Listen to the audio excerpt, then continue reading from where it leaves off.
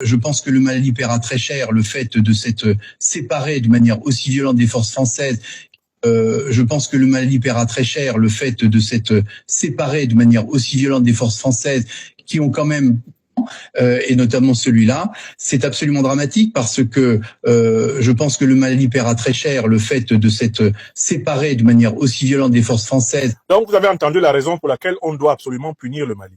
Le Mali paiera très cher le fait de s'être séparé de façon aussi violente des forces françaises. Je rappelle que l'armée malienne n'a pas tiré une seule cartouche contre l'armée française pour la faire partir du Mali. C'est un ordre des autorités légales et légitimes du Mali qui a fait partir l'armée française du Mali. Mais le sénateur Cambon trouve que le Mali a été violent envers l'armée française. Vous comprenez? Un pays souverain vous demande de débarrasser le plancher. Vous partez et vous dites que c'est violent. Alors que vous êtes venu par les armes, il y a 100 ans, contre les populations de ce pays. Vous avez commis des crimes de guerre, des crimes contre l'humanité, vous avez commis des génocides, des exterminations, des déportations pour lesquelles il n'y a aucun procès. Vous, on vous dit simplement pacifiquement, allez chez vous. Et vous, vous dites que c'est violent. Et vous promettez quoi au Mali? Ils ont dit que le Mali allait faire quoi? Allez-y, monsieur Cambon, quelle est la promesse? Notamment celui-là, c'est absolument dramatique parce que je pense que le Mali paiera très cher le fait de s'être séparé de manière aussi violente des forces françaises. Voilà, vous avez compris. Donc, il s'agit de punir le Mali. C'est la logique de sanction qui est d'ailleurs au cœur de la politique internationale de l'Occident envers les autres parties du monde. C'est cette politique de sanctions qui a dressé l'Asie contre l'Occident, qui a en train de dresser l'Afrique contre l'Occident. C'est cette politique de sanctions unilatérales, des sanctions en 2 poids 2 mesures, qui dresse aujourd'hui l'Amérique latine contre l'Occident. Le monde entier, dans ses plus de 3/4, est dressé politiquement contre l'Occident, parce que l'Occident politique se permet de sanctionner les fautes des autres, alors qu'il en commet de pires pour lesquelles il n'accepte aucune sanction. Bon.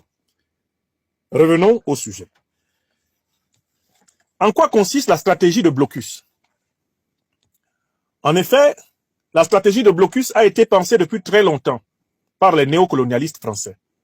Et elle a été exprimée dès 2022 par les valets du néocolonialisme français au Mali et en Côte d'Ivoire, dans un audio célèbre que je vous fais écouter maintenant. Parce que certains pensent que cette affaire de blocus, c'est maintenant que ça a commencé. Non.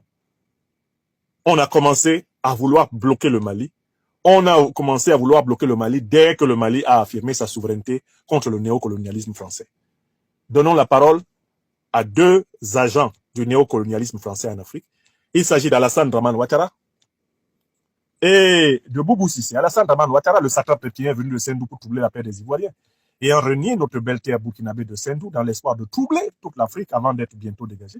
Et Boubou Cissé, ancien premier ministre malien, renégat au service du néocolonialisme français contre son pays. Écoutez la conversation célèbre entre les 2 Gugus. Il pourra même plus payer les salaires. C'est où là? Je suis arrivé hier sur Abidjan. Ah, d'accord, on m'a fait le message, mais je ne savais pas si tu étais à Niamey ou à Abidjan. Je suis arrivé hier. Ah, mais je suis content, je suis content. Je vais rester quelques jours ici. D'accord, en attendant qu'on se voit, je voulais que tu me briefes un peu. Oui, oui. Je vois le président de la commission aujourd'hui avant qu'il n'aille au Burkina. D'accord. Voilà, comment les choses se passent au Mali?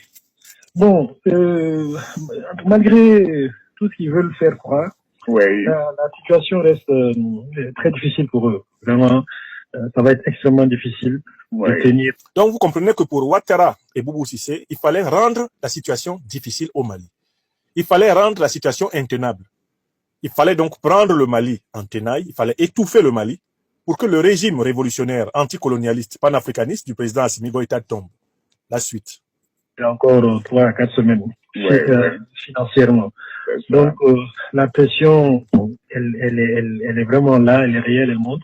Économiquement, les prix ont flambé, y inclut les denrées alimentaires. C'est difficile aujourd'hui de se procurer du riz à un prix normal. Donc vous avez compris que la stratégie consistait à affamer les Maliens, provoquer une inflation de telle façon que la population malienne se révolte contre le gouvernement. À cause de l'augmentation du prix du riz, du prix de l'huile ou du sucre, on espérait que la population se révolterait contre le gouvernement. Et le plan est toujours en application. Quand vous entendez parler de blocus, on fait ça pour que les prix grimpent à Bamako et que la population se révolte contre le gouvernement.